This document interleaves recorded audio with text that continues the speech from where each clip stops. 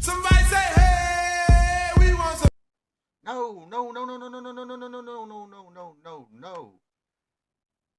I, yes, I did say I would use that song for an intro, but I was just kidding. I can't play that song on YouTube. Why?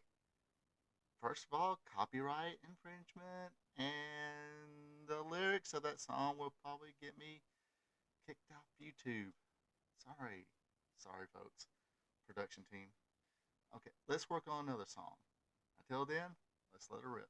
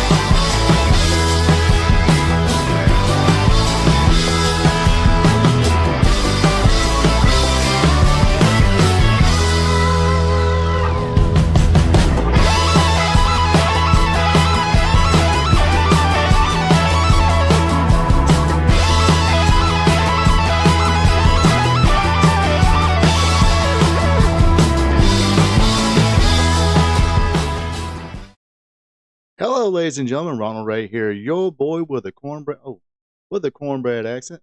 Here we go. Got some light on me now. Take two. Hello, ladies and gentlemen. Ronald Ray here, your boy with a cornbread accent. Welcome you to my second live stream of the week, or weekly live stream. It is Wrestling Gold Friday night. Yes, last part. This sounds awesome.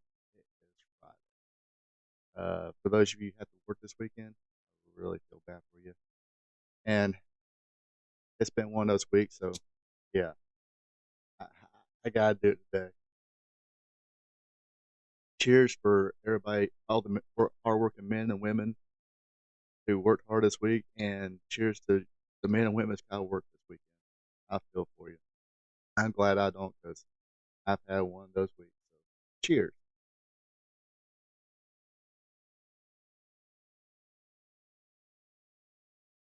No, I ain't gonna chug it all the way. In case there's people out there going chug, chug, chug, chug. Uh, Not today. I gotta take a sip, let it flow. That sounds like taking a Coke. Anyway, not saying anything about cocaine. Don't do that. Can't afford to. It's just expensive these days. Anyway, yes, welcome to Wrestling Gold Friday Night, where we talk about old school professional wrestling. Yes, back when wrestling was real. Because damn it, all some of us that era, yesterday era, is still real to us. Damn. Uh, no matter what Vince McMahon said in 1992, screw him. Cheers to saying screw Vince McMahon. So, uh, while I babble along here, before I get to the actual show, this is how I start every show. I babble a little bit for special live stream. So get some people in the chat and everything else. So uh, stall. That's the word I'm looking for. Stalling a little bit. Uh, so anyway, you know how you folks kind of like look for stuff. You look at it and you look and look, or looking for something. You look, and finally you find it, and it's like right there in front of you. Well, sometimes I gotta go to out of town jobs, and it's not fun. The hotel stay is not that fun or anything like that, but not that bad. Especially when you find a positive side of it. The positive side, years I've been looking for a positive side of working at hotels, not bad. I don't sleep good in strange beds because I'm like, hookers been on here, prostitutes, broken whatever. You don't know what's been on that bed. You just know he wasn't on there last week. But anyway, what it is, Joe King. Um, so I was looking for a positive, and it's been staring at me in the face for years. The positive side about working out of town is sometimes usually I get a hotel within minutes, maybe 30 minutes. If I can, wing it from the job site. So I'm working this week, and was it Wednesday? I had to drive from where I live to Marietta, Georgia. That means up or down 85, and the GPS that day didn't take me through downtown. Just took me to 85, 285, up I-75. It took me usually it's a solid hour to get there, give or take. If there was like just regular traffic, everybody going to speed. It took me 2.5 hours. I'm like, that's the positivity I was looking for. When I'm out of town, I do not have to deal with Atlanta. So finally found the positive side of that. So that's what I'm getting to. So yes, enough about me. Let's talk some wrestling today. Oh, before I get into it, cheers again.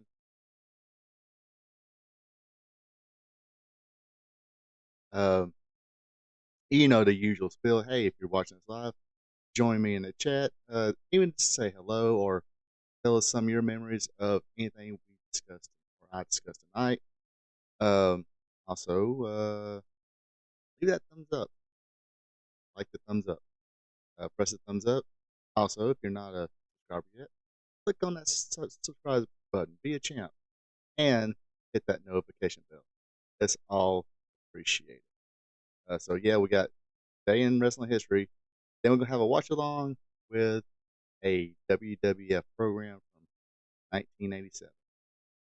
Should be a treat. Should be a treat. If I ain't mistaken, because I didn't watch the whole program, but from what they was announcing was coming on the show, I think something sort of historical. So it should be some fun. Stick around, watch it with us. Hey, but if you're not watching me live, catch a replay again. Drop a comment. Let me know what you think. Also, uh, even if it's just say hello, I always say hello back. I try to do what I can. See, like this, Brenda Watson with an alien. Hey, Brenda Watson. I'll give you a shout out. Uh, let's see, where was that? Oh yeah, you're watching replay. Go ahead. Cheers again.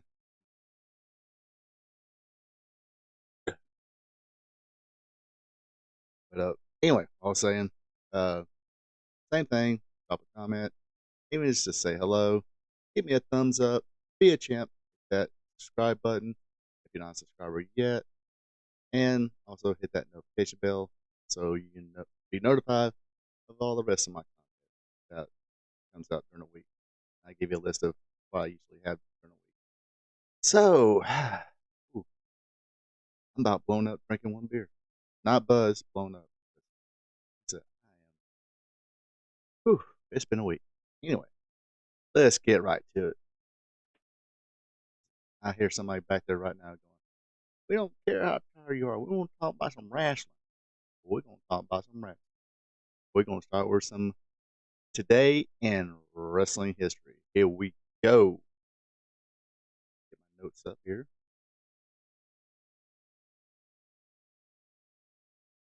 All right, today is September 20th, and on this day in 1974, NWA World Heavyweight Champion Chad Briscoe defeated Harley Race. On the same show, Ole and Gene Anderson defeated Mr. Wrestling 1 and 2 for the Georgia Tag Team Championship. This took place, of course, at the Municipal Auditorium in Atlanta, Georgia. Um, let's see, September,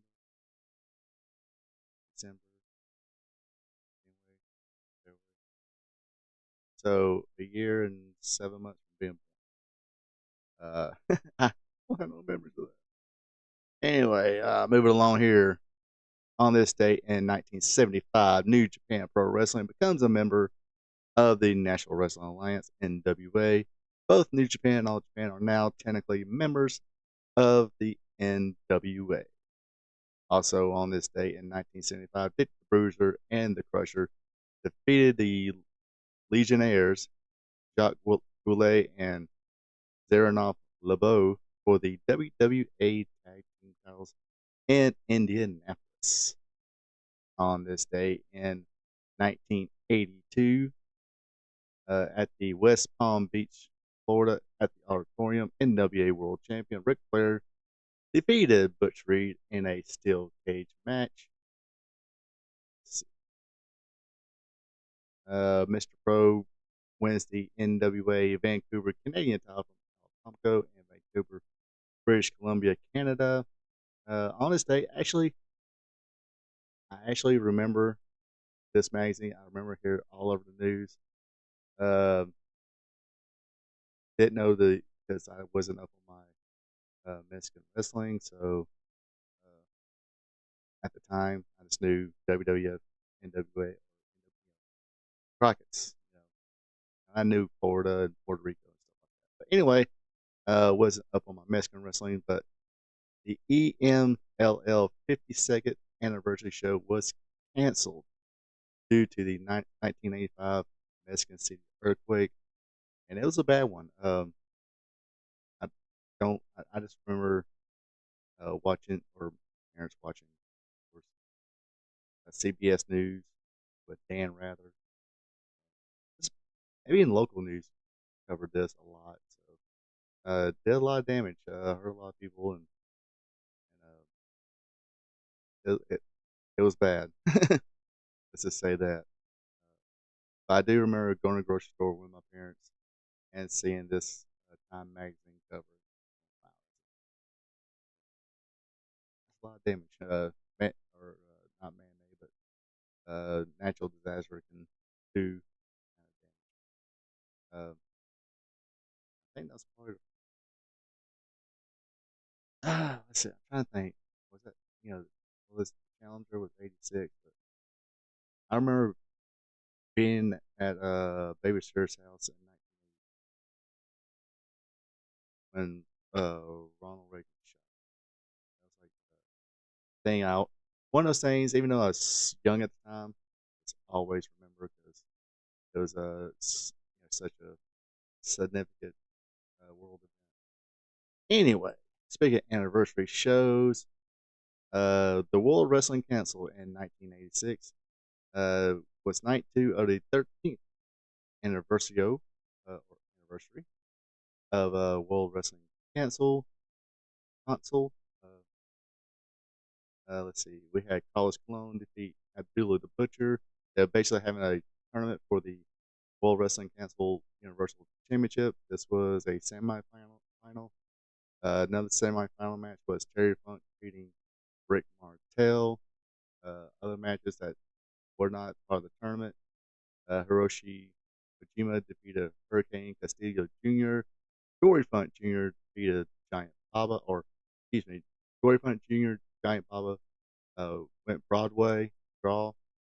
Barry Windham defeated Boris Sukov, and for the NWA World Title, the champion Ric Flair defeated Miguel Perez Jr. On this date in 1987 was the 14th anniversary show of for the World Wrestling Council at the in Bayamon, Puerto Rico. Juan Lobel Stadium drawing 23,000 people. The Puerto Rico Passion Edition Coliseum drew 9,500. Maya Gaias, Puerto Rico, at the Sports Palace also drew 9,500. Anyway, on this second night, I guess it was, Jorge, or the first should have been, Jorge Clemente defeated Dominique Robles Cipriano Armenteros, Ben Armadillo Salgado, Miguel Perez Jr. defeated the Crusher, Rip Morgan. That was the Poncho. Hurricane Castillo Jr. defeated El Gran Mendoza to win the World Wrestling Council Junior Heavyweight title. At the Bayamon, the Fantastics, Bobby Rogers defeated Buddy Roberts and Iceman Parsons by disqualification. The Missing Link defeated Stan Hansen by disqualification. Bayamon, Chris and Mark Youngblood defeated the Hunters, Dale Veazey and Bob Brown for the World Wrestling Council Tag Team Championships. Was that really Bob Brown though? One of the Hunters at the time? No, Dale Veazey was a Hunter. Or was it part of Tag Team? Maybe in Puerto Rico. I definitely need to look that back up. I'll correct it in the comments. Or it could have been Bulldog Bob Brown. Or it could have been just different. I'll look it back up later. Remind me later for the watch along. I'll look it back up. Let's see, where was I at? The Road Warriors defeated Terry and Dory Funk Jr. by disqualification. World Wrestling Council Puerto Rican champion Kareem Muhammad defeated Mighty Igor in a steel cage match. Bruiser Brody defeated Abdullah Butcher by how can you win by DQ? A dog collar match. TNT. Savio, who came with Salvio Vega and Puerto Rico, pinned Mr. Pogo. Carlos Colon defeated Hercules Ayala in a ball wire match to win the World Wrestling Council Universal title. And Invader One pinned Chicky Star in a retirement versus Saturday match. Let's see, on this date in 1989 for the television taping at the Louisville Gardens. It was the WWF World Tag Team Champions, the Brainbusters, Arn Anderson and Tully Blanchard, gave their notice that they will be leaving the company, coming home back to the NWA, which one of them did, the other one didn't. Arn Anderson got to come back, but Tully Blanchard didn't come back because he failed the drug test, and when NWA got noticed, or WCW was still NWA. I know basically Turner people who was in charge found out about Tully Blanchard's failing the drug test for cocaine, and they're like, can't do it. And they kind of cut Arn Anderson's what was supposed to be a good guarantee, kind of chunked that too. Good. So, and this pretty much came to basically the end of Tully Blanchard's career. He'll go to AWA, where his dad was working at the time. I think he was like an on-screen commissioner for Joe Blanchard, not Tully Blanchard came in as talent. Didn't watch any AWA at all at the time. I think they were still on ESPN, but for whatever reason, I guess I didn't come home from school. That or probably didn't have cable.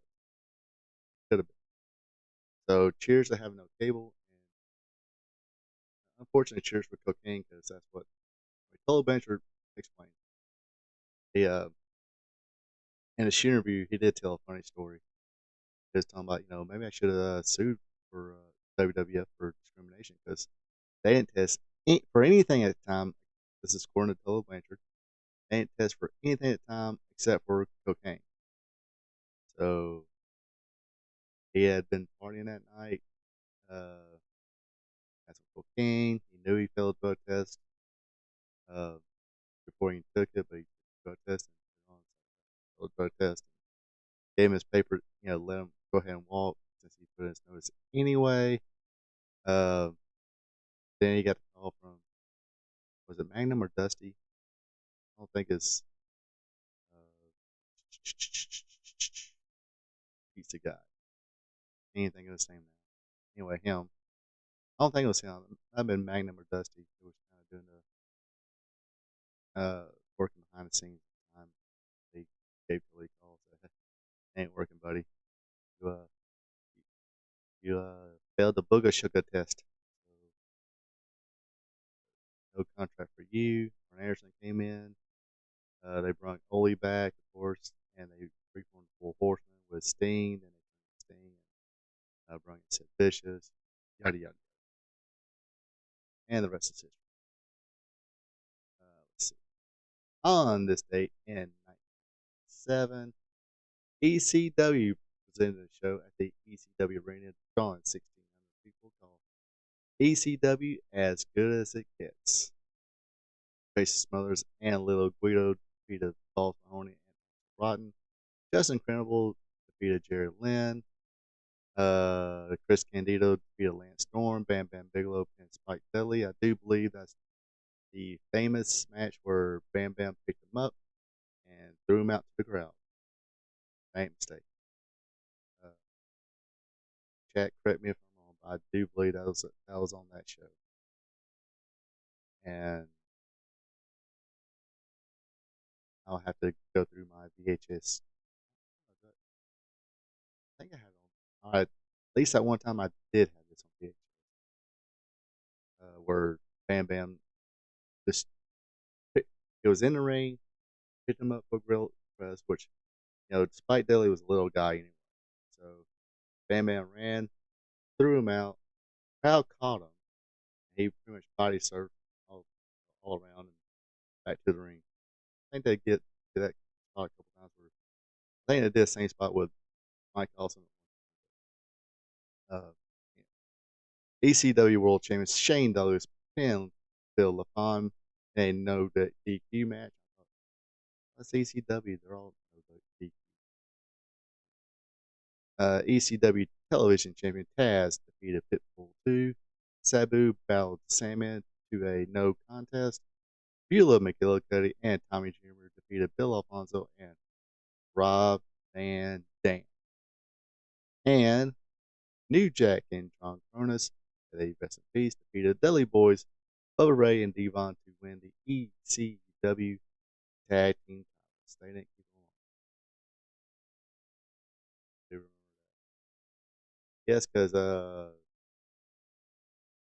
Mustafa had left. Perry Saturn, he had left, but he still has knee injury, right? Uh,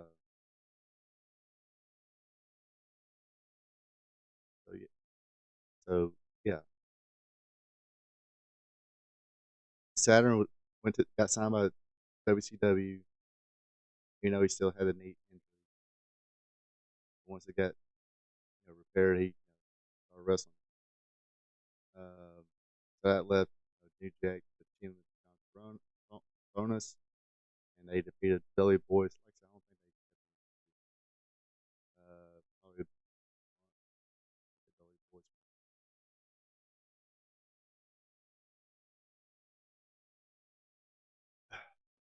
I would offer y'all one, but I don't know where any of y'all are. So, and can't, can't drive anyway now. Yeah, Miller High Life. My dad used to drink this. He switched to Budweiser. Don't know why. That is a mystery to all of us. So I seen it there. Actually, I had one a few weeks ago, a couple weeks ago. My older sister's neighbor, he came over. He was like, "Hey, you want to?"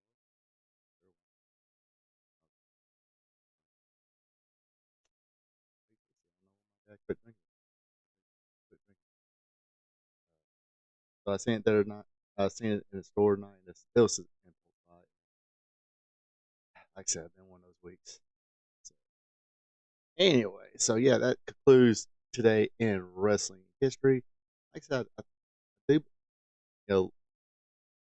people in the chat or in the comments, I think that was the same show where Bam Bam Spike chunked them. Uh,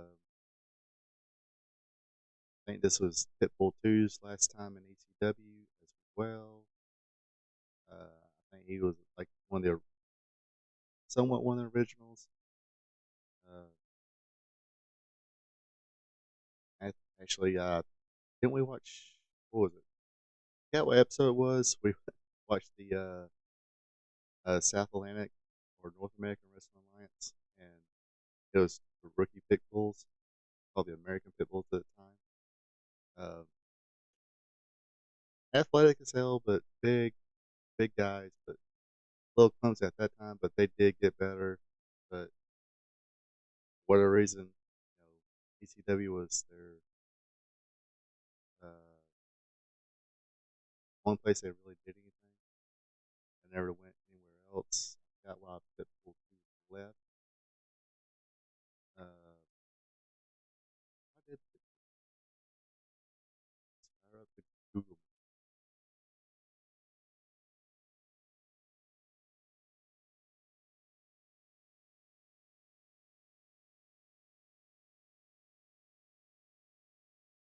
Anthony.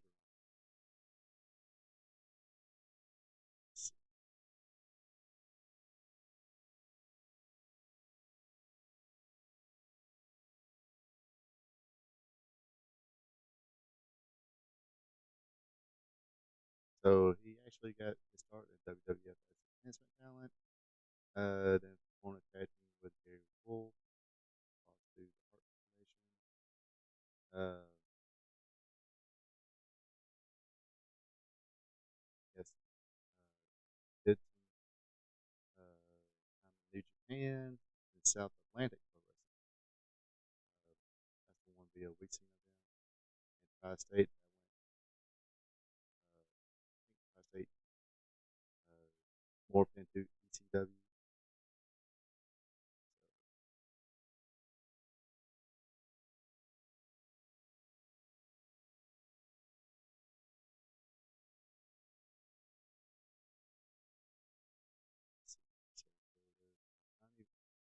Let's see, came in '92. Yeah, '92. Then left, went to Catch Wrestling Association. I think that was the promotion out of Austria in Germany. Then back in ECW in '94 and continued to '97.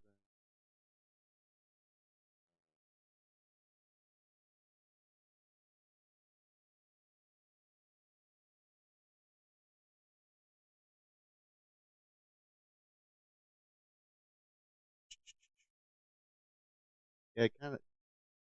Yeah, he kind of was mainly a singles after Gary Wolf's neck injury. Feud with Shane Douglas for a long time. He did, uh, but they would return in March 2000, lose to Amish Roadkill and Doring. Uh, really mention why they left. Just they left, or he left. But yeah, they left. Ugh. So in 2003, Dante found out him along with his girlfriend had a fentanyl-induced overdose. Hmm. Read all this. This sounds like a Dark Side of the Ring episode. Right?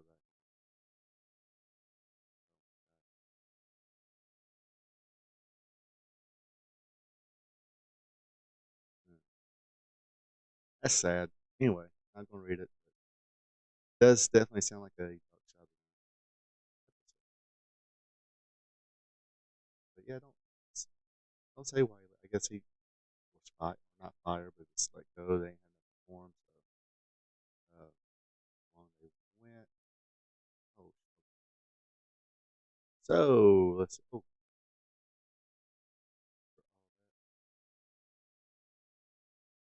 Oh, the sound keeps going in and out. How about now? Is it good now? Or it could be because I'm. How's it sound now?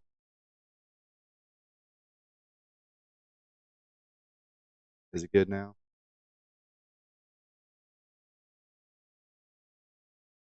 Could be because I'm just moving my head everywhere. I need to get one of those drive-through headsets. All right, we're good now. All right, cool. Yeah, sometimes I need to move around so much. But anyways, so like I said, got a WWF show to watch, an episode of Superstars Wrestling from 1987. Let me pull it up here.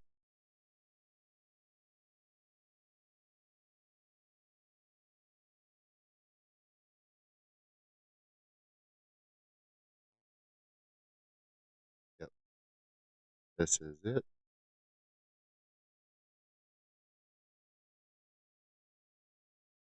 All right, I am putting a link into the chat, and y'all let me know when y'all ready. We will fire this thing up. Like I said, it's sort of historical. Or turn that sound down.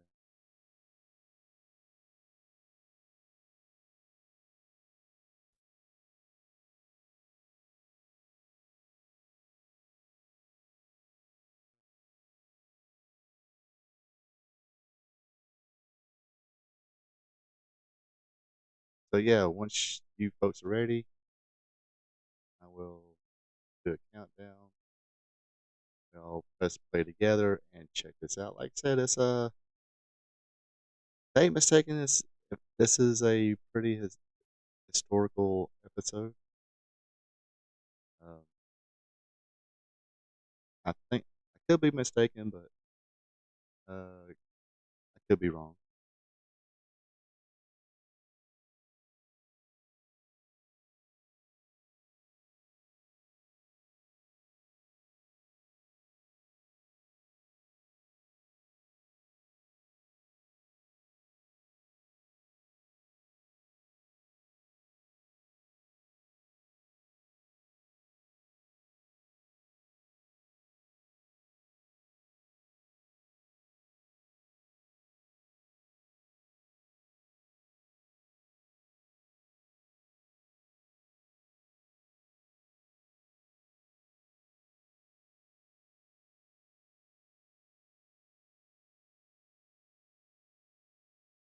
All right, we ready? All right, here we go. And 5, 4, 3, 2, 1. Press play now. So we get the intro there. Lanny pop over forming a Frankenstein before it's called Frankenstein. Cute little logo there. I need to figure something.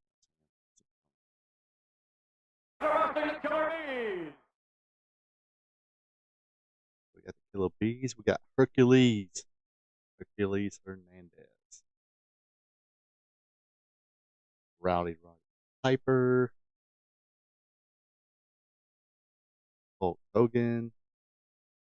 Oh yeah, the Macho Man said we're gonna talk about WrestleMania 3.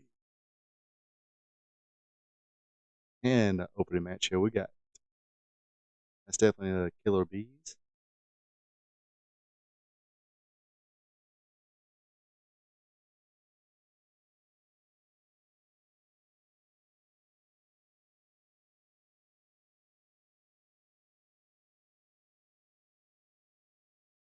That's Iron Mike Sharp. And like I said, there's a Killer Bees. If I ain't mistaken, they're probably the second wrestlers to ever wrestle in tennis shoes. I think the first one was Monty Igor, or what did Monty Igor wrestle barefoot? So if that's the case, it was the Killer Bees who first wrestlers to wear tennis shoes wrestling, not your standard wrestling boots, but tennis shoes. And I don't think they're Air Jordans. So before the Young Bucks made it popular, I guess, or every other indie wrestler wearing tennis shoes. I know some of them do wear like wrestling shoes with the kick pads. That's different. But these are regular high top sneakers. And there's Slick with the Iron Sheik and Nikolai Volkov. I like Slick.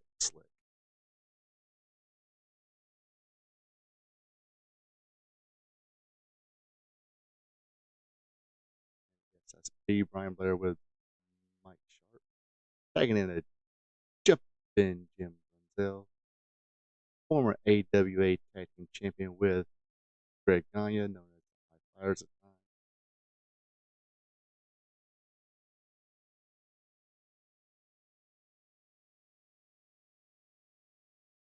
They were, I do sort of remember them being, kind of popular. Not sure why they never did win the WWF Tag Team Championship. But they had, at this time, they had a buttload of good tag teams. I mean, this is even a little bit before uh, Strike Force, Can-Am Connection, Strike Force, Demolition was formed. Maybe a little before that. But yeah, WrestleMania 3. I believe that's Tiger GC or whatever his name was.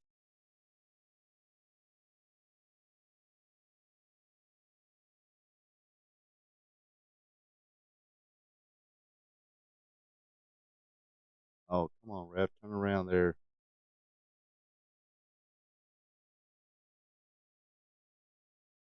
Ref, turn around.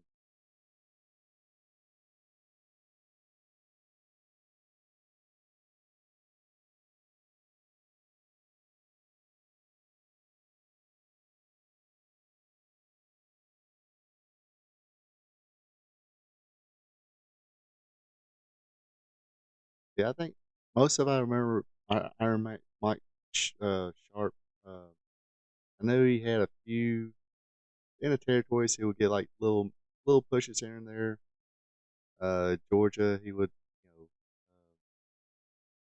get a few wins. I don't not push too much, but it wasn't enhancement talent at this time. He was pretty much enhancement talent in the WWF.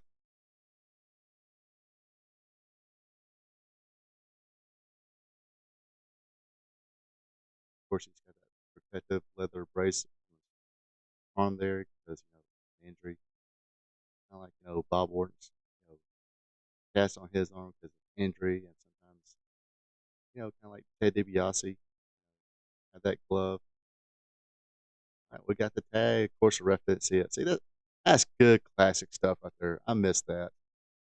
I really do miss that.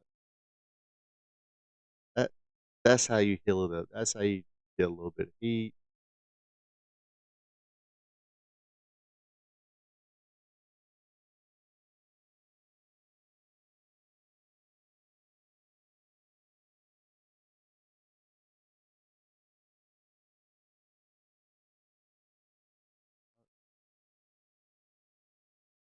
Oh, he adjusted that brace, didn't he? And nailed his partner. What an idiot! Here comes B. Brian Blair. Right, send lefts and a reversal. He ducks that. He he hits him with his ass. I guess that was a bee sting. He stung him with his ass. Head atomic drop. Slap the mirrors. Now here's a move they call the bee sting, but drop down, beautiful drop kick, and that was his finisher, drop kick. And Jim Rosell threw a pretty good drop kick.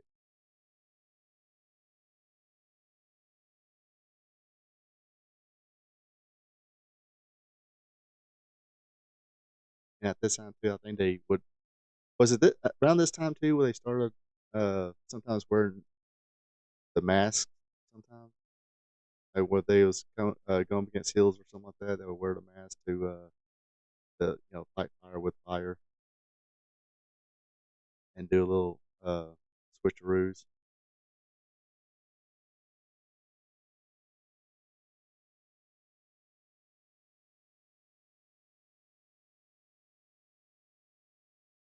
From the pages of the WWF magazine, here is Mean Gene Okerlund.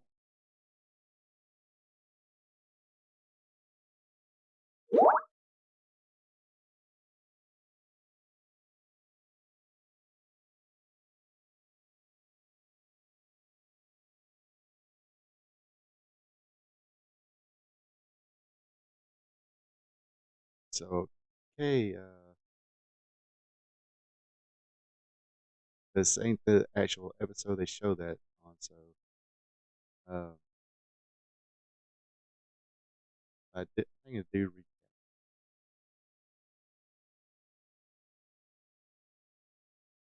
Lots of recap. So, my apologies.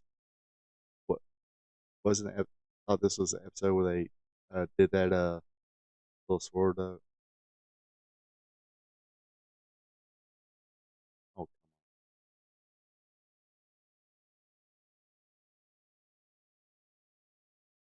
is that true that Hulk Hogan really had bigger forearms than Andre?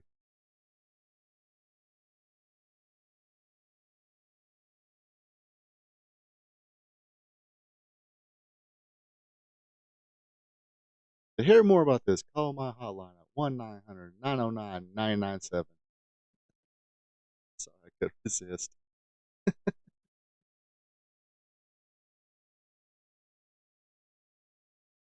So yes, they are pumping up WrestleMania 3 that took place. Uh,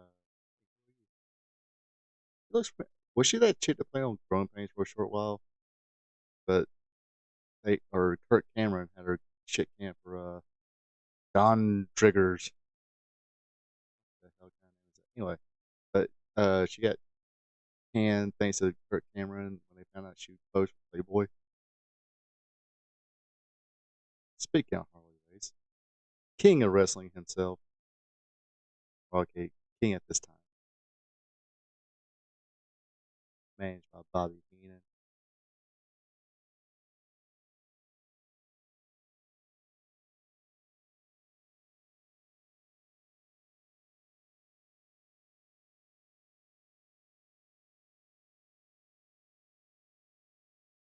He had a, I don't know if anybody watched his Dark Side of the Ring. His Dark Side of the Ring episode was pretty dark.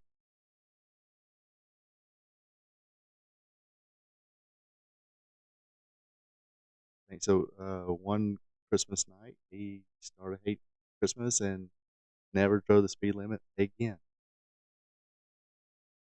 Very sad story.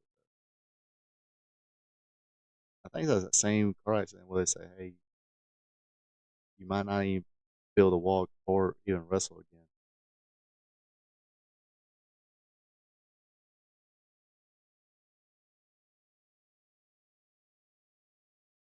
And I do recall WWF was going through that phase here where they bring you in as a heel and make you dye your hair blonde. Holly Race had to do it. Dino Bravo had to do it. Butch Reed had to do it. Came in, turned heel, and uh, had to dye their hair blonde or bleach their hair blonde.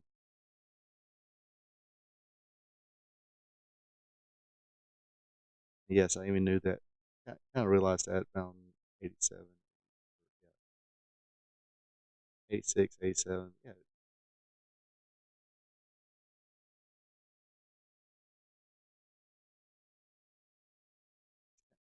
you know how WWF, WWE had their little faces here and there.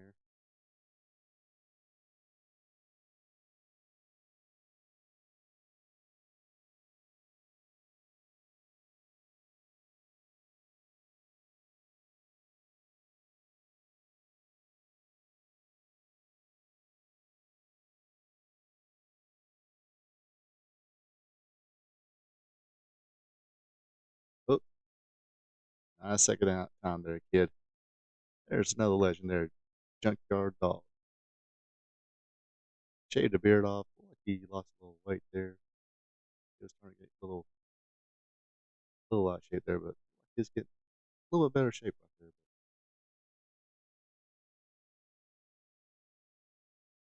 Of course, they had a match at WrestleMania 3 as well.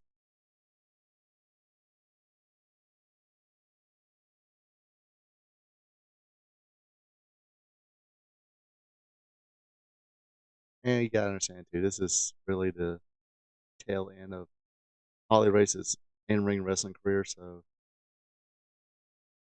he kept the stash. You know what makes Junkyard Dog a freaking legend? He made the Rats pay him to be with him. That's legendary. Oh, here comes a cradle suplex. Nah, we're not going to do a bridge, but we'll do a cradle here.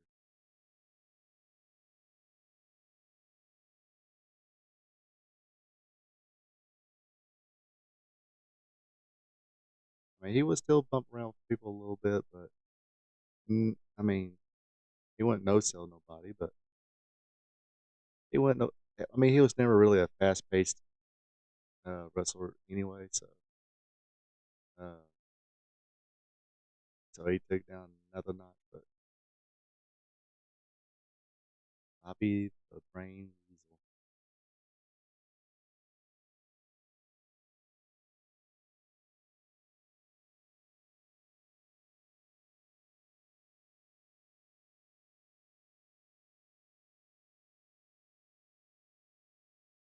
Yep, that took place on my birthday, March 29th of 1987.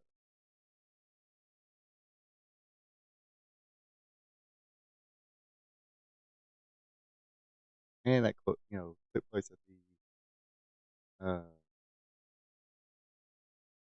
Silverdome, Silverdome in Detroit, Michigan. A little too far from where we lived at the time in Maysville, Georgia. We didn't have cable TV, so we couldn't watch on pay per view. And no, we didn't go to Omni watch on closed circuit either. And speaking of Can, there's a Can-Am connection. Tom Zink and Rick Martel. Hey, are things a little fuzzy? Y'all hear that fuzz? Please.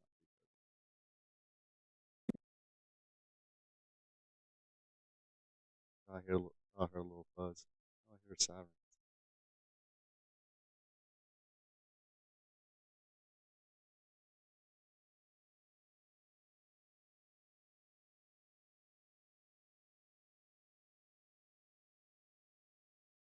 There's sirens.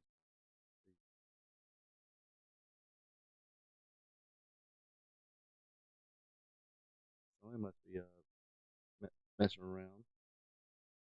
I think I just heard like two cars drive by.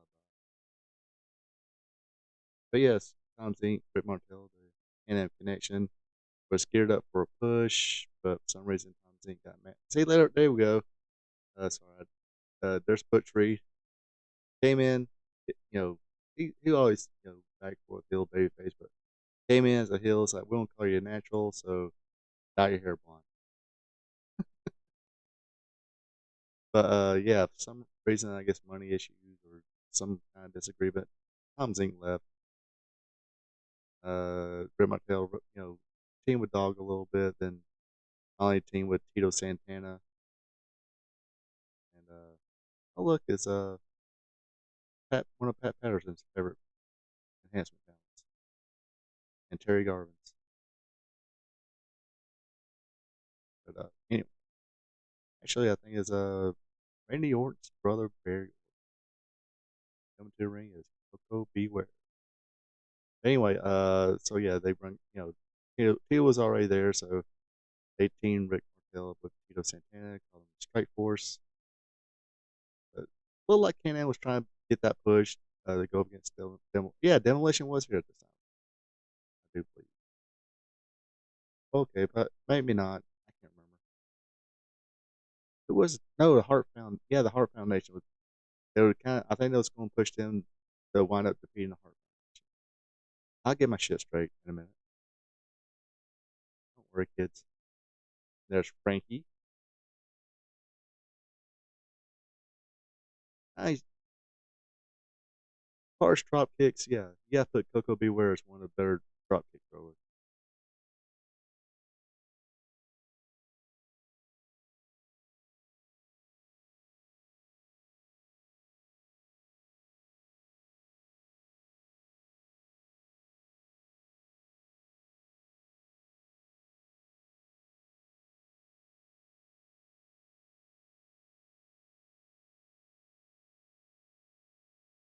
Yeah, this is the brother of Ace Cowboy Bob Jr.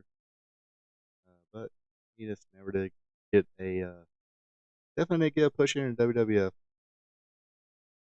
and uh, apparently he was one of the people who were, I guess,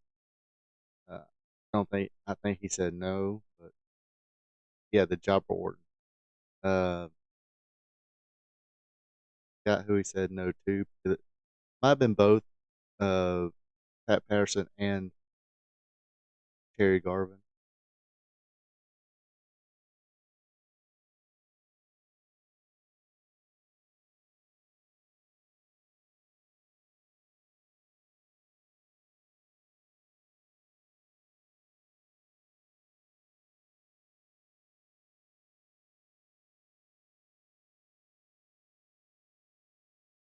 There's Chico Santana. That's what Jesse Ventura always called him. Chico Santana. It's Tito, Jesse. It's Tito. Pal.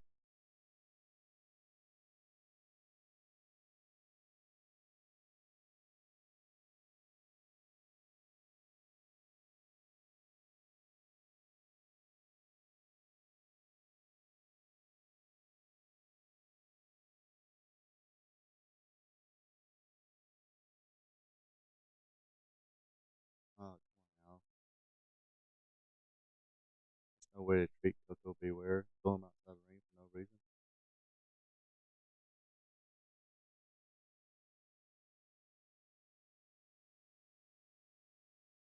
I would say these enhancement matches right here are keeping it somewhat competitive.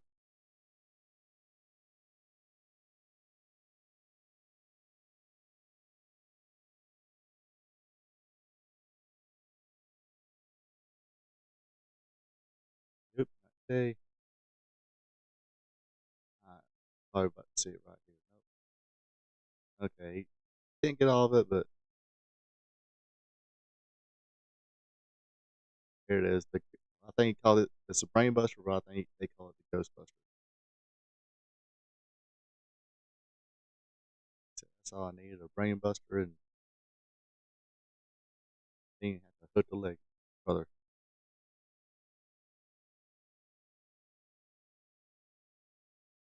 And of course, you had snakes, you had bulldogs, you had birds, uh, lizards.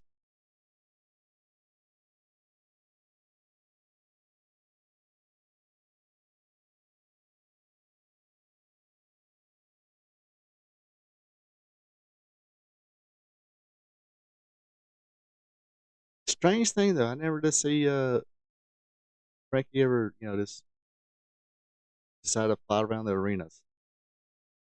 I wonder if that ever happened.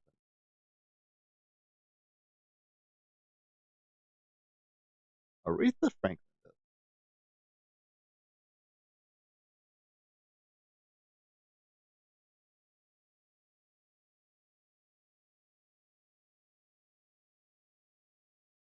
Yeah, we sing that song. I'll sing the shit of that song, motherfucker. Sorry, that was. She did a good version. I think she did American Beauty. Yeah, of course, it's Aretha. I think she could have won a Grammy for singing "Happy Birthday."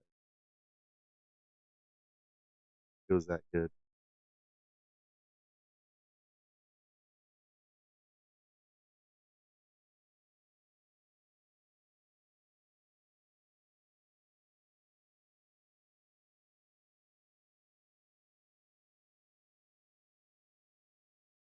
So they didn't have a Ticketmaster in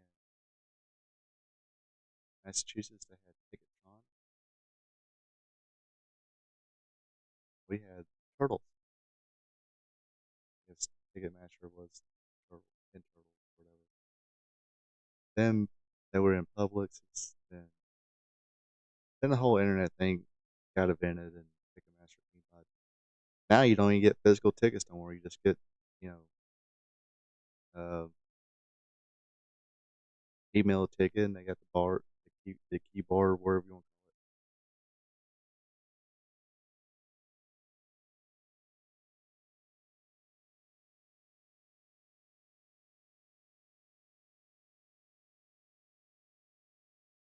it. Let me tell you something, brother. Me and Andre, let's go and draw a huge freaking house at the Silver Dome, brother. I don't know if the big brother Andre gonna do the job for me, but if he ain't, I'm screwed. Ain't no Undertaker here. There ain't nobody. I guess I gotta be nice to Bad News Brown or something. But brother, I think Vince McMahon will, back of a dump truck full of money, brother. He will go down to the big pythons and the big leg drop, and what you gonna do, brother, when Vince McMahon pays you a lot of money and you lay down to my leg drop, brother?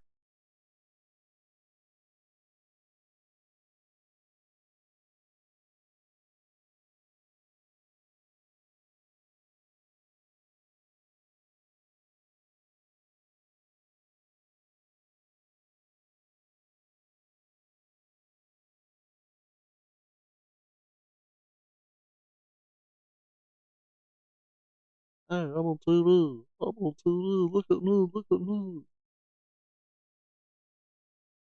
Make sure y'all record this. I don't know. This probably got taped on a Wednesday. Bob Uecker, Mr. Baseball, or he's not Mr. Belvedere, but he was on the Mr. Belvedere show. Loved him in freaking the Major League movies.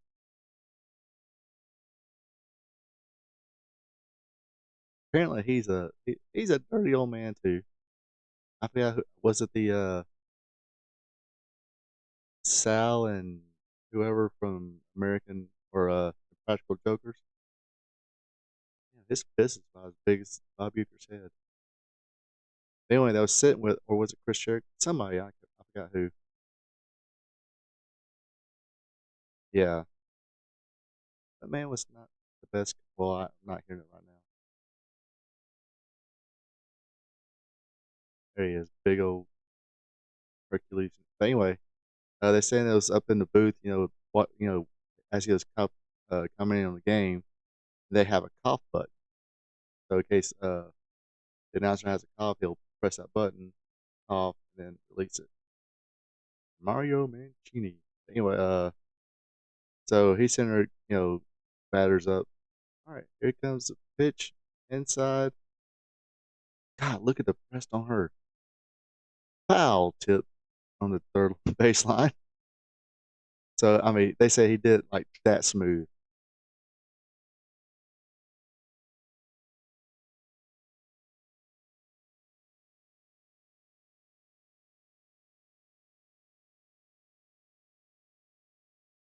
Now a lot of people do put over Hercules Hernandez being a big guy, but a guy who worked pretty good in the ring.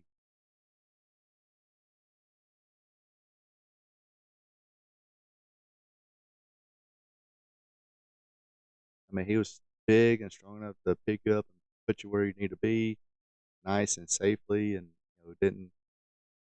As long as you didn't try to screw with him, he wouldn't screw you. Uh, he'd take care of you.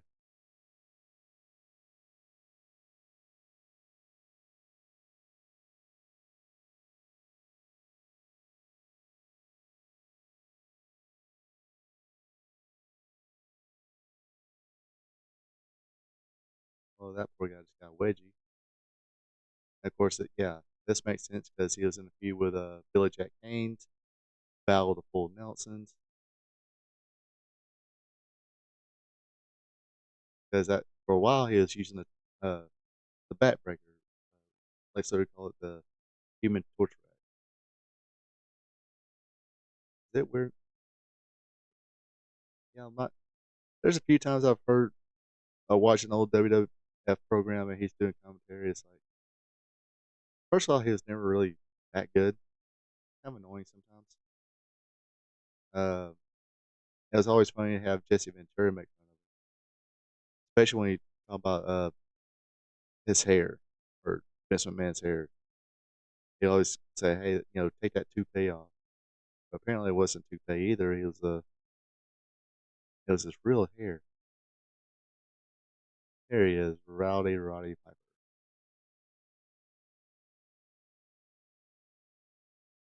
But yeah,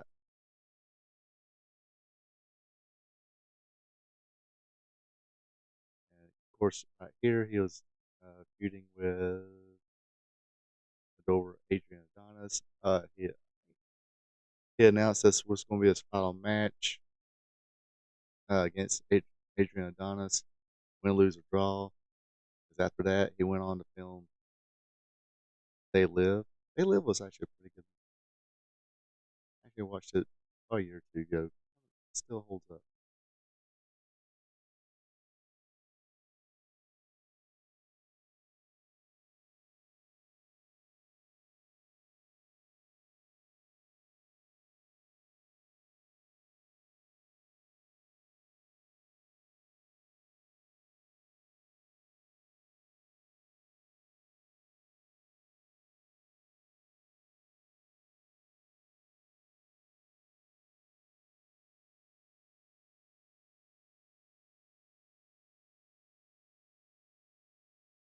There's a Hulkster brother.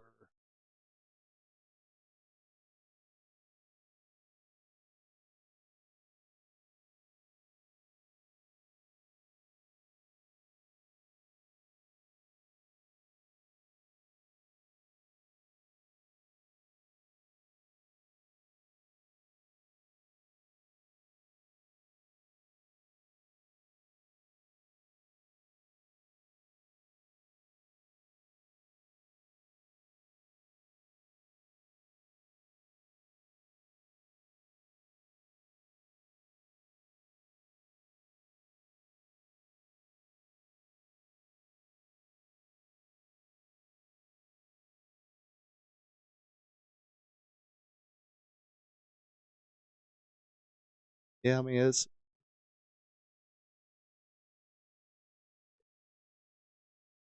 I think, or there's two wrestlers in my mind. I think the fans kind of force that change, or three, sort of. Um, One being Roddy Piper, of course, because I mean, people kind of started cheering for the guy. I was like, okay, we're just gonna have to turn him babyface. The Road Warriors being another one. It's like they're big, uh, they're just their look, their haircuts and the face paint, um, and fans, it's during that time where the Road Warriors movie, the heavy metal music, stuff like that. So especially when kids were like watching it a lot, so it was like, wow, these two big, uh, basically action figure looking wrestlers. The face paint just looked totally cool, so people started cheering for that, and they were just badasses.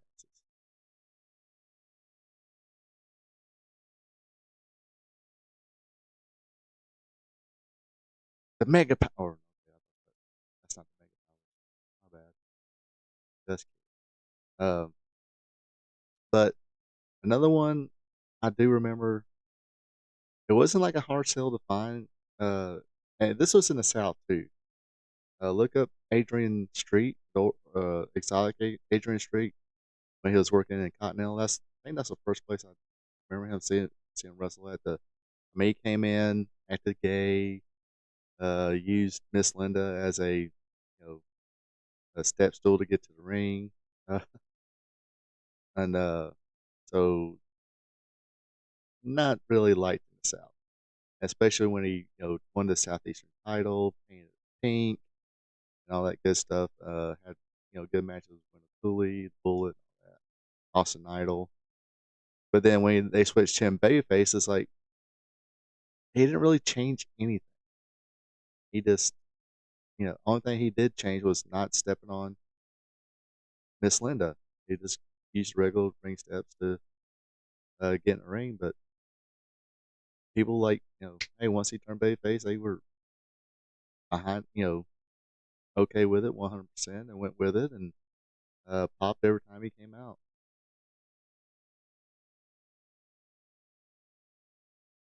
Oh, Jimmy Hart. Mary Hart from Entertainment Tonight. Gosh, I'm old. Where is she even still around? Is she like, I guess, retired or something like that? I don't think she's even on Entertainment Tonight anymore. God dang, Andre was freaking huge.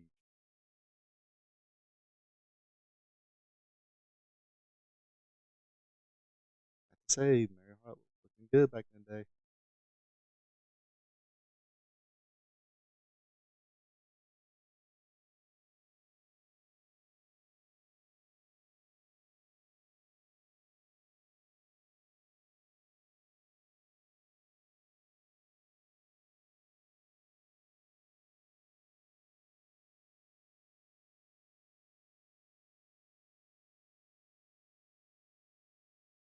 So yes, WrestleMania always brought in celebrities to do little this and that. But yeah, you had Canada Connection versus Morocco and Bob Orton. The Killer Bees against Nikolai Volkov and Sheik. King Kong Bunny with Little Tokyo and Thor Little Brute versus Hillbilly Jim, Little Beaver, and Katie Kid. And King Kong Bunny elbow drop one of the midgets. Foot Tree against Coco Beware. Hercules versus Billy Jack Haynes. Oh, look at that. Jimmy Jack Funk. Jesse Barr. Oh, gosh. I'm pretty sure this is weird to see. Him giving that kind of a normal babyface, I'm a tough son of a gun promo, nice dude type of promo. People, you just don't know how psycho I am. People got a taste of it on my first two RF video shooter reviews. Did one with Hannibal, and everybody realized, hey, I just not playing with full deck. Now he's in prison for killing his wife. The Rougeos versus Greg Valentine and Brutus Beefcake. But yeah, you did see Daniel Bravo there, but that's right. Yeah, he didn't bleach his hair quite yet, but it's coming. I do remember it's coming. Oh yeah, by the way, Greg Valentine, I think he's had a birthday this week. Not sure if it was yesterday or today. But I think he'd say he's 73 or 76 years old.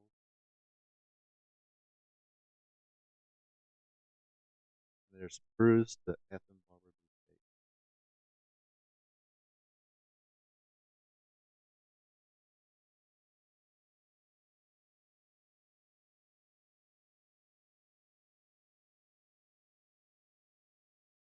And there, again, I forgot to mention Adrian Adonis. I think he always had kind of like a like dark hair, and he bleached his hair blonde and did a. I guess because his name was Adrian, I guess it was like, okay, well, we'll give you the Adrian Street gimmick. And look how young Bret Hart looks there, and Jimmy Hart, and Jim Neidhart.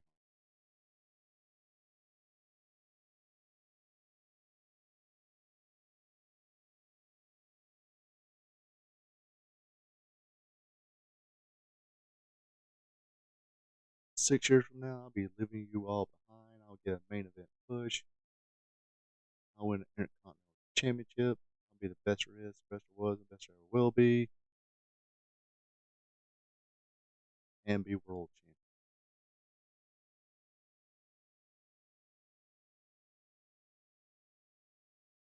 WrestleMania 3, Sunday, March 29th. Call Ticketmaster at 313-423-6666. Feed.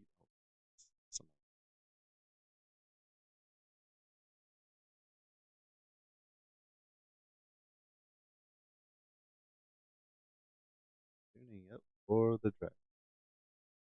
Oh, yeah. CV Op. See, they've always had Samoans there. And see, here's another guy, Randy Savage. Even though he was a heel, people kind of sort of cheer for him. Of course, he had Miss Linda or Miss Elizabeth. And that's one of those deals too where everybody pretty much knew. They didn't really try to keep that a secret that they were married, even in the magazines and stuff like that. Oh yeah, Miss Elizabeth makes me go, oh yeah, every night. Yeah.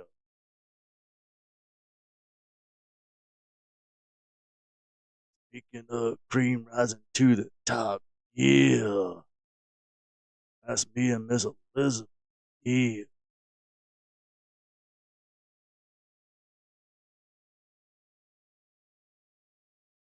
Get your ass back in the kitchen, Elizabeth. Make me a grilled chicken. Yeah.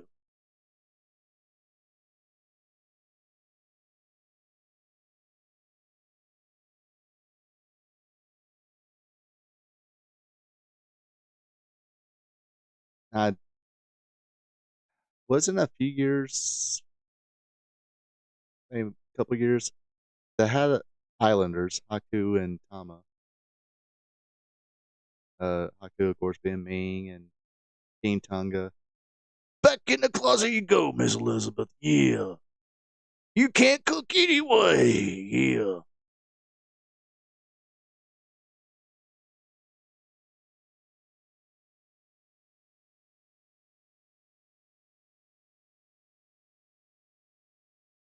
But anyway, they're kind of a bait face, Samoan tag team. Or yeah, uh, King Tonga and a Tonga Kid. Uh, who are the Islanders, and they turned them heel. That's another tag team I was surprised they, let them win a tag team. But back then they just didn't just throw the tag team titles or any titles on just everybody. Oh, you know what's coming up next? Often duplicated.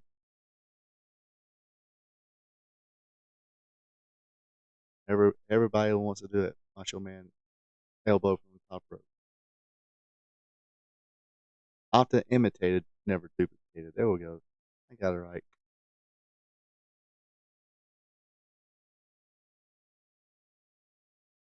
But yeah, speaking of, I think they did bring him in for a little bit as the High Chief CVIP and Islanders tag team. That was very short lived. I think probably you'd probably find it somewhere. Probably a few like maybe a handful of matches, not many.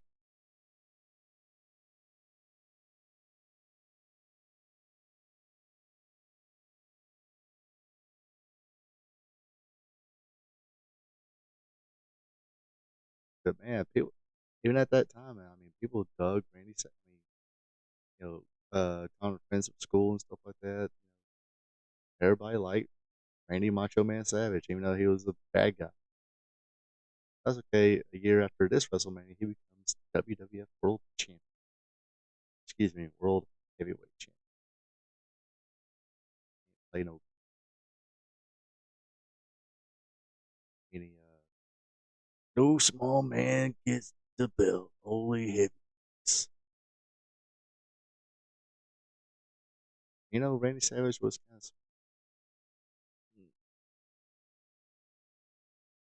I mean, of course, Randy Savage be considered huge these days. Some, and there he is, Bobby the Brain Heenan. Hercules Hernandez. I guess they thought the Hernandez part is called Hercules.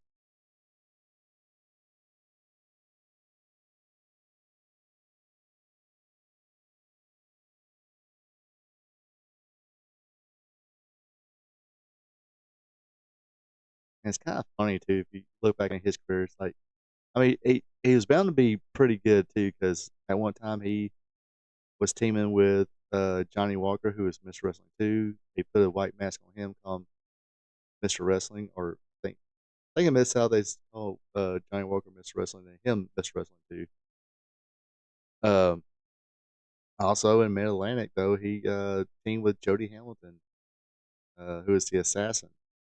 They put the assassin's outfit on him, kind of like the new assassin number 3 or new assassin number 2. So he was bound. I mean, teaming with those two, he was bound to learn something. So, uh, probably not much on the promo part.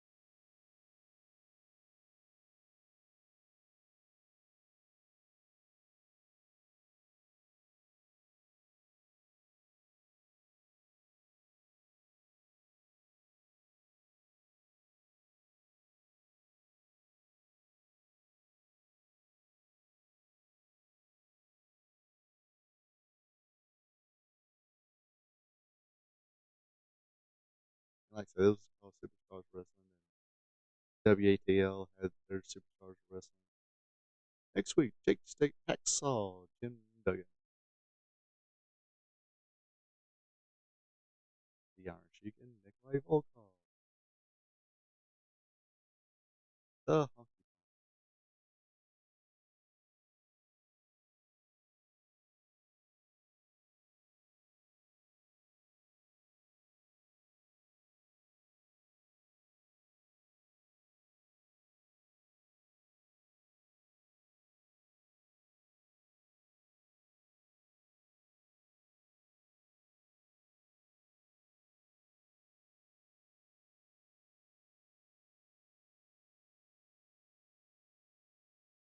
Yep, that was it.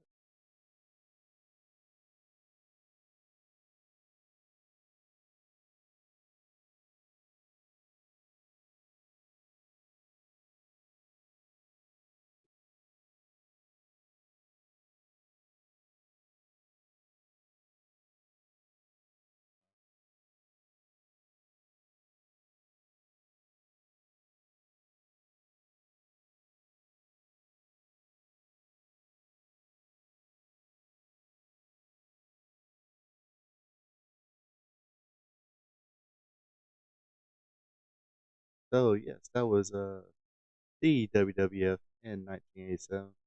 Basically, pumping up, building up to WrestleMania 3, which, quite frankly, was the event that put them over the top. I mean, after WrestleMania 3, they were the number one. I mean, if they weren't already considered the number one wrestling promotion in the world, WrestleMania 3 stuck them up there and didn't really look back after WrestleMania.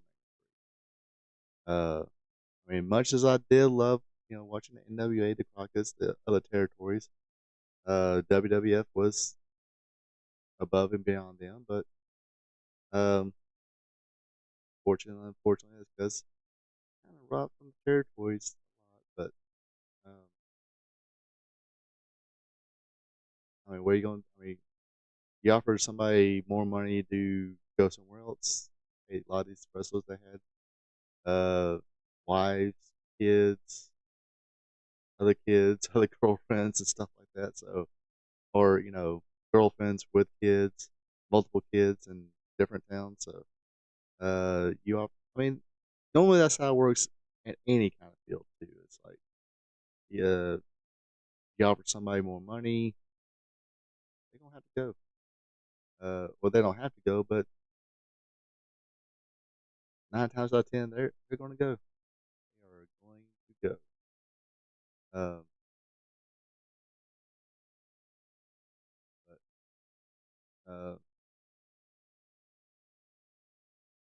so back when there was WCW, they were starting to get its stride and started paying these guaranteed contracts. That's what happened too. Is like some of these WWF people, like Nash, Hall, Six, a lot of them said, "Okay, good, big guaranteed money.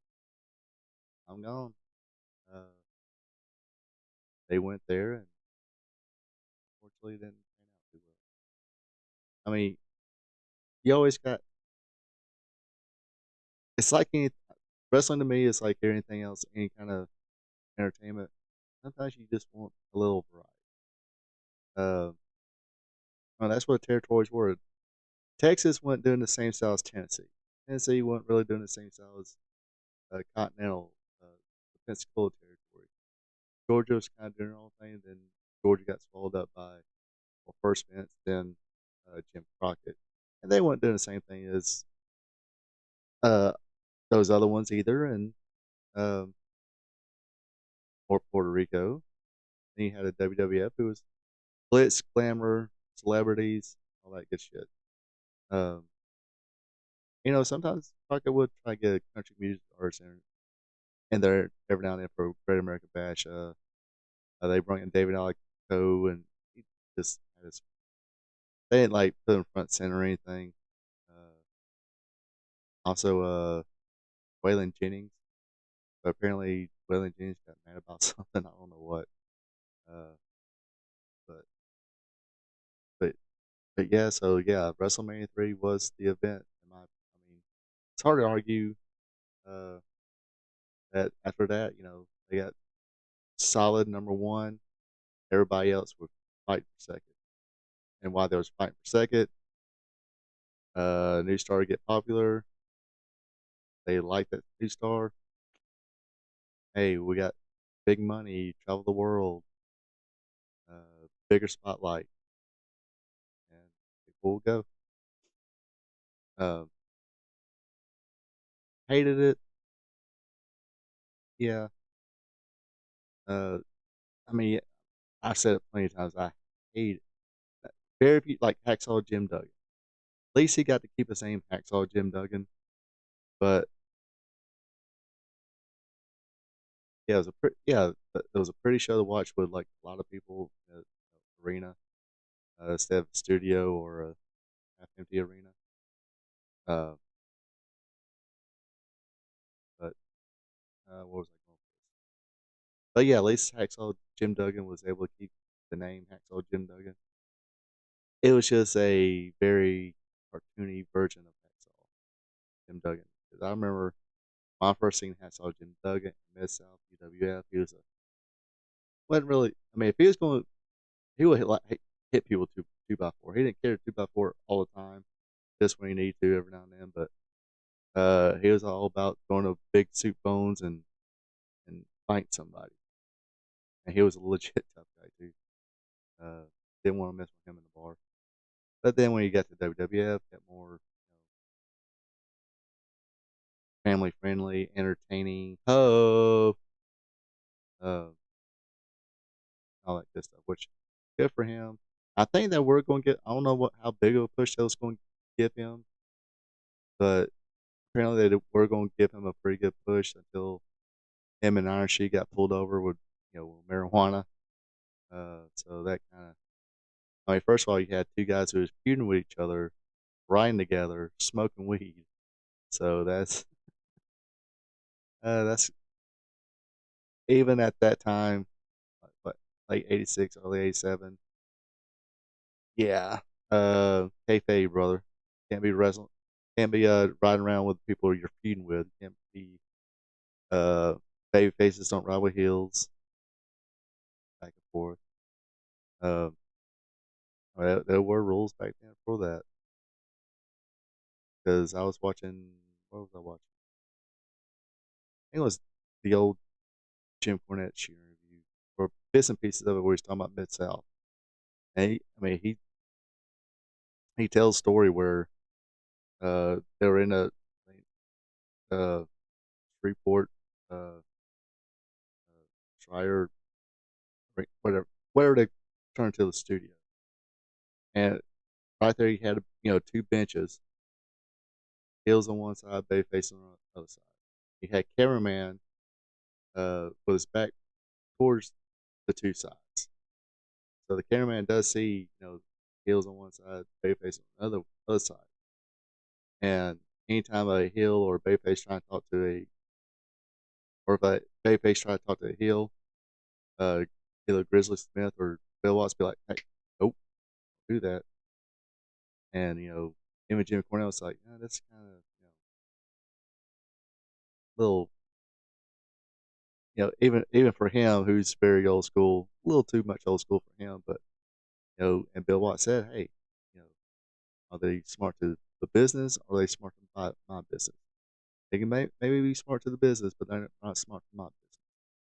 So that's Bill Watts made sure kayfabe was alive and well, and at least his territory. And I think even when he went to WCW uh, as a executive producer or vice president, he kind of kept that same, trying to keep that same vibe going. But at the time, even though I do challenge anybody to kind of go back and watch WCW during the Bill Watts era. Couple things, yes, that does suck. I will complain about it. I hated it when I was a kid.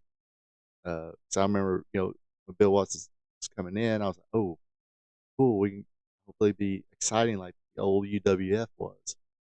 And to me, it was a pretty good show. But the one thing I did, was like, really, you gonna do that? And that's when he banned the top rope moves. So I was like, because it all seemed all exciting. It's like, oh yeah, we're gonna take these blue mats off.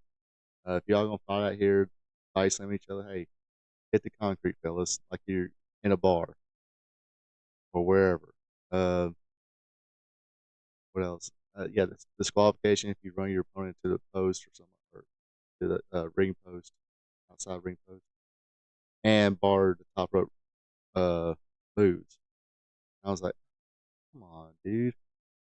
I was so excited for you. Now you pissed me off.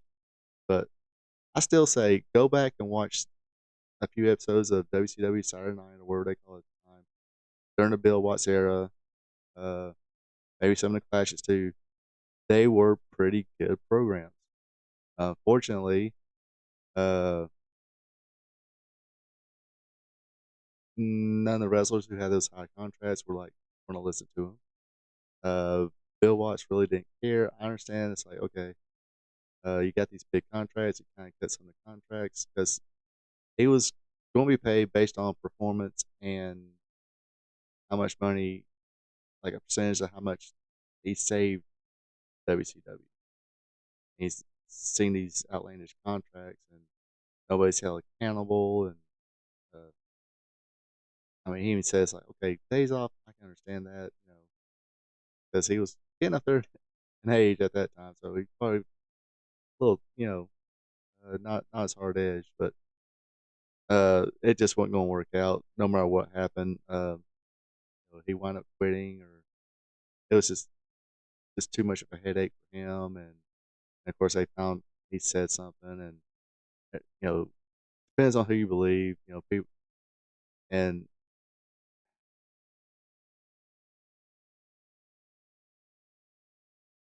this use your own judgment. If you got common sense, you understand what he was saying. If you don't have if you just focus on that one little thing, then you're just gonna lose the whole uh, gist of it. But it is he used it as a bad example. He used one situation as a bad example, but it is what it is. But uh, so he wound up quitting there, and then they brung in Eric Bischoff, or Eric Bischoff got the job, and I mean, yeah, it did go over top, but he had to go get people from the WWF, and he caught that lightning in the ball called the NWO. So I mean, it was definitely. I mean, even though everybody knew it was a word, but it was kind of like, oh, not believable, but just okay, this is kind of exciting here because now you don't know who's going where and what's going to happen and who else they're going to get from WWF to come in team with either team with the NWO or be against them and whatnot. Uh, but it was a pretty exciting time. Of course, the internet was coming out right around there, and and so you kind of know who was jumping, who was not, or some people did, but not everybody uh, is glued to the internet and watch or reads spoilers and stuff like that. Some people did, but I mean, I think it was like fun at first, and then it's like, okay, this is not really that cool. Let me just watch the show and see what happens. Don't need no spoilers,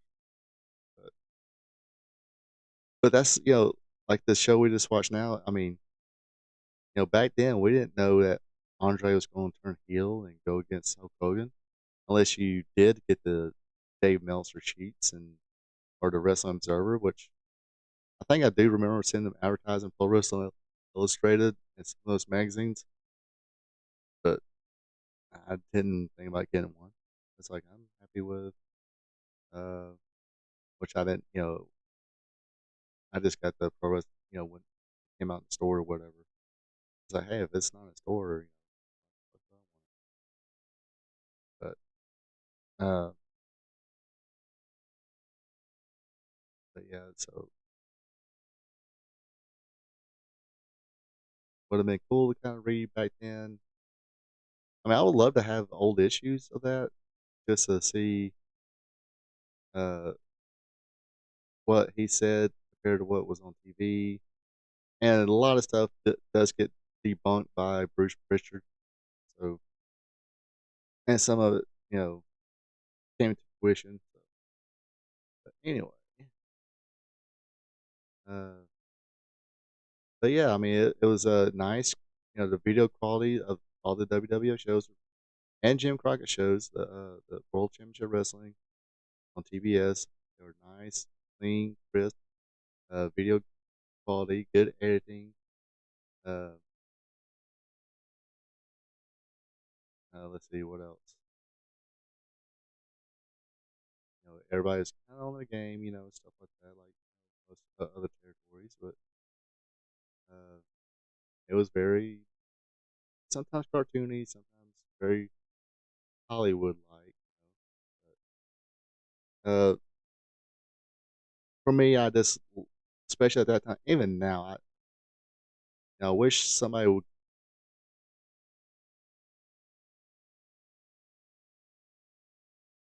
I mean, I know some of the independents do that, but sometimes the independents try to be, yeah. WWF, WWE has always been the top favorite. Yeah, but this one kind of pretty much, yeah, probably nationwide WWF or WWF was the top territory, but it was kind of working with each other and stuff like that at that time when Vince Senior had it. But as far as nationwide and pretty much worldwide, WWF after WrestleMania 3 definitely just they're there. Uh, nobody really nobody really can catch up. I mean, going back to that shooting review with Jim Cornette, I think he said it best. It's like the people who know how don't have the money, and the people who have the money don't know how. Uh, but but like I said at that time, I like to. I don't know. There's just something about me. Uh, I like the more grittiness of the Continentals, the world classes, the Mid South UWF. Uh, just that gritty, and you might see, it's not like AEW. I mean, it was a cage match. Yes, you're gonna see blood. But it was because somebody's head got rammed through a cage.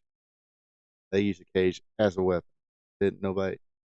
You didn't have to use needles and block to put over a match. The match just got over because two guys were in there, fighting it out, um,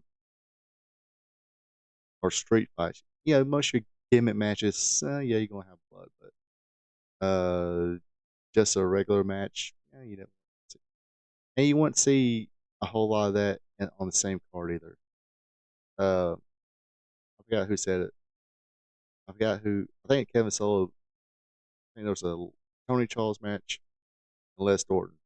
Uh, at that time, two probably the best technical wrestlers at that time. And I think Kevin Sullivan was telling this story where uh, it's like him and Eddie Graham was sitting there watching the match, and it was like, yeah, this is a pretty good match right here. And Eddie Graham was like, yeah, but not gonna really draw me nothing because they weren't main stars or whatever. They were great technicians, but not they didn't have that charisma as Dusty Rhodes had. And Dusty Rhodes would do bunkhouse matches. I think at one point he was in a feud with uh, Joe Ledoux, so there was uh, Texas death matches, Canadian death matches, whatever. And he said, "Hey, sometimes you guys surround the bullshit with wrestling. The bullshit will get you money, but if you do the bullshit right, again, you don't have to put needles in somebody's face, or you know, uh, AIDS infected blade rope or whatever. Uh, so that's kind of cool thing about watching that, and for me watching it, especially classic wrestling with the sound on, of course, just hear that organic, true pop from the crowd. I mean, like Hogan came out, or let's say, like when Tommy Rich would come out, or Madam TA came out, or Dusty Rose came out, you get a organic, natural pop. People, love uh, love this talent. Uh, they loved Magnum, they loved Dusty, they loved Jerry Lawler in Memphis, they loved the Bullet Bob Armstrong, the Armstrong family. Sometimes when the Fullers turned babyface, they would love them too. Gosh, you know, what more can you say about the Von Erichs in Texas? People love Von Erichs in Texas. Uh, they would somewhat boo the Freebirds, but the only time they booed the Freebirds when they faced Von Erichs. And anybody else, some of those people would cheer for the Freebirds. Freebirds were probably that first cool heel, group. Um, I always thought Freebirds were freaking cool, but the just that hit that organic cheer, let's go, like the Rock and Roll Express, let's go, or rock and roll, rock and roll. It wasn't every match going, this is awesome, this is awesome, whatever. Um, it's like people cheered and like cheered, gave a name of who they were cheering. Now it's about catchphrases. It's all right, LA Knight's in there, he gets good pops, and in his matches, fans go, like, it's cool, I guess. Yeah, yeah, but then they kind of just uh, whatever. But or the Yeet with Jay Uso, like crowd seems to like the guy, but and some of that is piped in now, and it's not as organic as it used to be. AEW does it as well. Anyway, um, get off my soapbox. I think it's about time to call it a week. Uh, why do I always say hit that notification bell? Well, here's why. Because I got more content that I usually do during the week. Every Tuesday, I do a trivia show called Wrestling Trivia Tuesday, where I ask a few questions about the sport of professional wrestling. Usually take one from each decade: 1970s, 80s, 90s, and 2000s, 2010s as well. So yeah, uh, play it, share with friends, play along with friends, and see if you can be a champion of uh, wrestling trivia for the week. I also do a WWE Raw recap show where I discuss what happened on Raw week to week, and also give my 2 cent opinions. You so this week's Raw it's up. Check it out. I usually try to have these out on Tuesdays too, but sometimes on Wednesdays. This depends how busy work is. Also do a AEW Raw or AEW Dynamite recap show where I definitely give my opinions about the AEW Dynamite from week to week.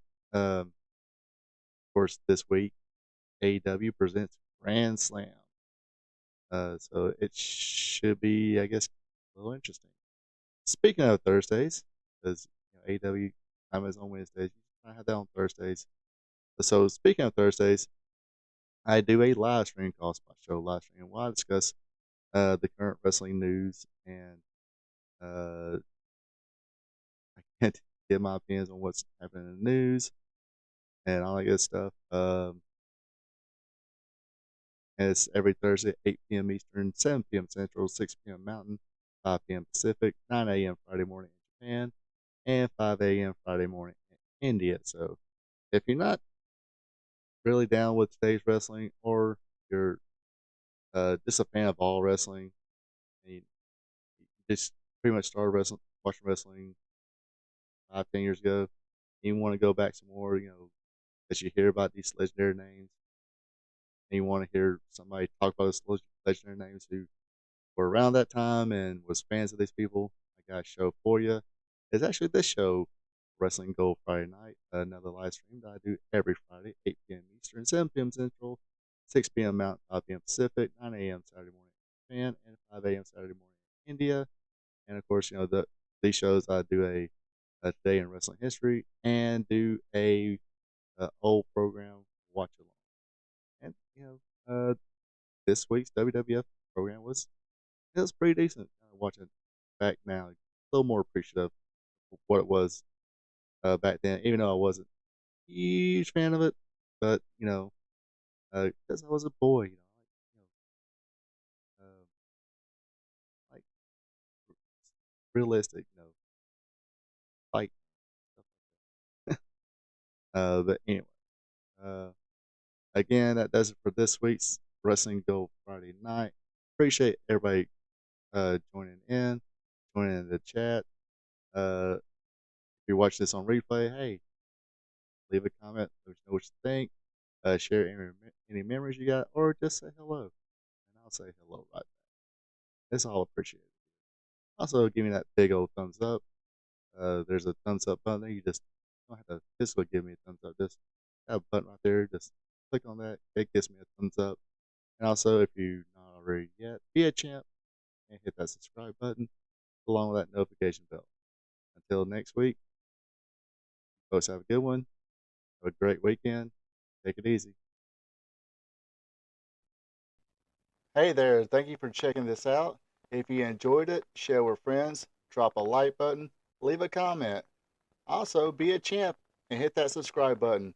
You can also check me out on social media, Facebook at Ronald Ray, on X or Twitter is RPATRPTV46.